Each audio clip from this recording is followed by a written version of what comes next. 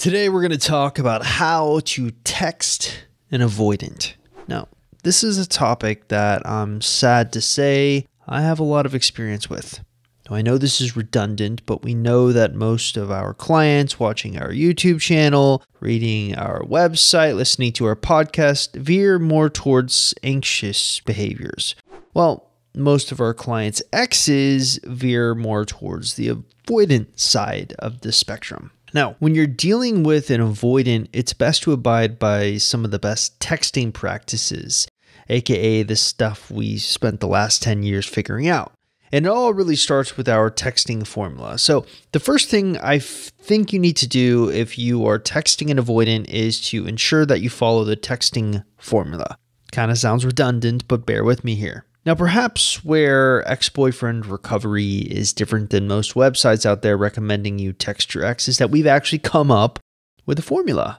But this formula isn't just for one simple text message construction. No, it's for the whole darn conversation. And the formula goes like this. Hook plus payoff plus high point equals success. A few days ago, I actually wrote an article specifically around this entire formula. And to borrow from that article, the hook is basically an open loop, something so interesting that your ex can't help but respond to, an unanswered question, if you will. The payoff is an answer to the open loop / hook that leaves an ex feeling satisfied, wanting to help, or wanting to engage with you in some way. The high point is when the conversation reaches its high point. You need to actually end it. So here's kind of a real life example of that in action. Basically, you have something like this as a hook. I could really use your advice on something. Then your ex will respond. Yeah, sure, what's up? And then the payoff. I'm taking a first-year geography module next semester. What did you think of globalization, economy, space, and power? Now, this is kind of sort of a very specific payoff, but it works for this particular ex because guess what? It's interest-based. It's something that the ex is incredibly interested in, and it also kind of creates this damsel in distress effect. Now, generally at this point, once you have the ex hooked in, you engage them in a conversation until you hit the high point.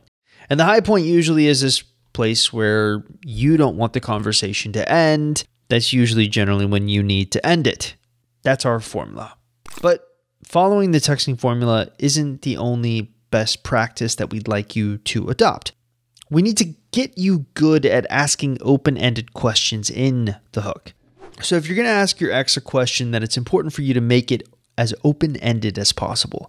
Now, if you don't know what this means, I actually link in the description of the YouTube video, I'm going to link to a dictionary or website's examples of open-ended and close-ended questions. But as a general rule of thumb, for those of you who probably won't click on the link or read it, if you ask your ex a question that can be answered by going to Google and getting a quick answer there, then it's usually not a good question. Dig deeper, try harder.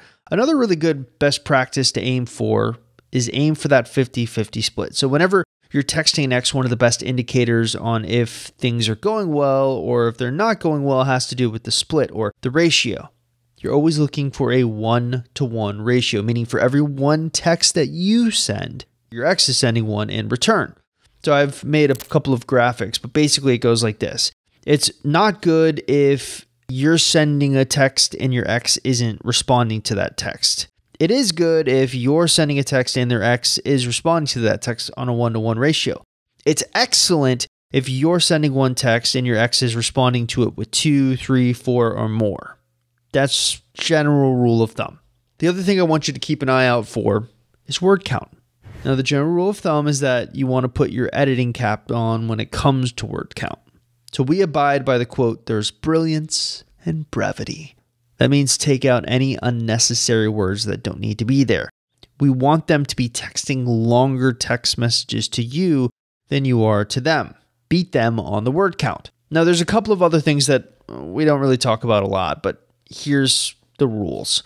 There are really 4 types of responses that you can get when you're texting an avoidant. You get the positive response, the neutral response, the negative response, and the no response.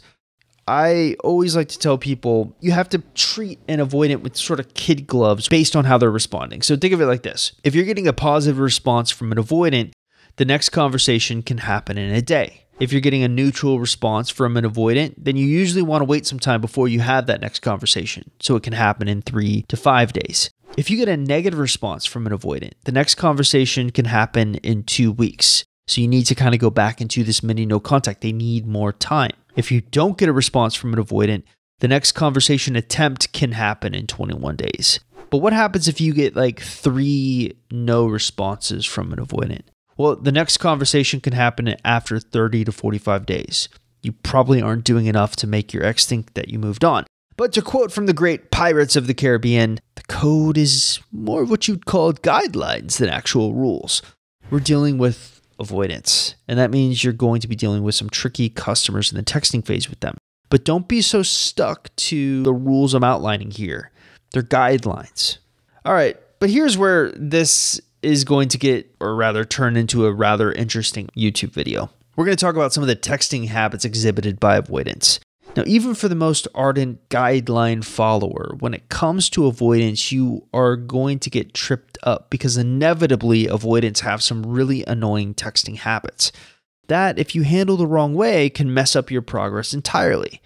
So what are these annoying habits? Well, there are 4 of them: the mini ghost period, the taper, last minute cancellations, and the passive texting. So let's take a hard look at each one of these so you understand what they are, and then we'll talk about solutions. So the mini ghost period. Now, I'm sure we've all been there. You're texting an avoidant, everything seems to be going well, they like you, you like them, and then boom, they disappear. There's no warning. Now, your natural inclination is to try to fix things. So you do the one thing you aren't supposed to do. You pull the avoidant towards you when you are supposed to push them away and give them space. Generally, you're going to find these little mini ghost periods can last anywhere between 2 to 3 days. Now, the burning question in everyone's mind is why? Why does the avoidant do this? Well, it can happen for a lot of reasons, but generally they'll do this when they don't know how to respond to a text message from you, when they don't find the conversation with you that interesting, when they're trying to slow down how fast the relationship is progressing, or when they perceive that person as being too anxious. So that's the mini ghost period. Next up, we have the taper. Now, let's say you have like a date planned with an avoidant. It's in a week. A few days before the date, the avoidant begins a type of taper. Now, if you aren't familiar with the term, it's something that endurance athletes do before big races. Essentially, while training for like a marathon or an Ironman, they'll increase mileage every single week. The one exception to that is the week before the race. They'll start to taper, to slow mileage down in an attempt to rest their body. Well, avoidants kind of do the same thing before a big emotional event, whether that is a date, moving in together, talking on the phone, etc. They'll taper themselves from you. They'll grow distant. And one unfortunate thing that can happen as a result of the taper is last-minute cancellations. I can't tell you how often an avoidant will agree to plans, and they are authentically excited about it. That's the part that people miss. They are excited about it in the moment, but then they sleep on it. They second guess themselves. They cancel. And that leads us to our 4th and final annoying habit, passive texting. So earlier today, I was actually doing a live stream within our community, and someone told like this really fascinating story. So they're having a perfectly normal texting conversation with their ex, and in the middle of it, their ex just started sending them memes. So she'd respond to the meme, of course, with like a laughing emoji and then ask another question. She'd get another meme, another question, another meme, on it went.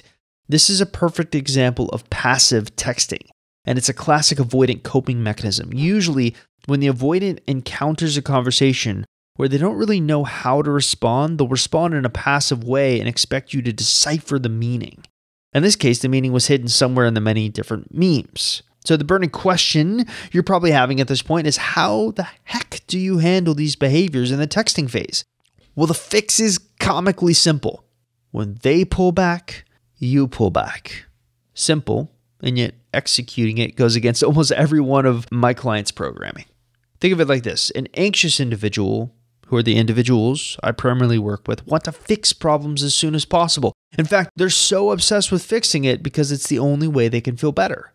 So when an avoidant is communicating with you through action that they need space, the anxious person does the exact opposite. They try to fix.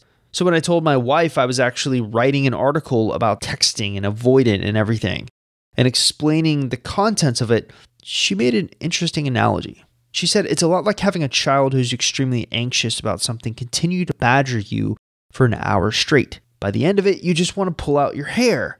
It's not that you don't love them, you do. It's just that a little space would be nice. Now imagine that kid is your partner, and that partner didn't give you that space. They were just incessantly pestering you. How would you feel? That's the avoidant for you, and why it's so important for you to exhibit emotional control and abide by the when they pull back, you pull back mentality.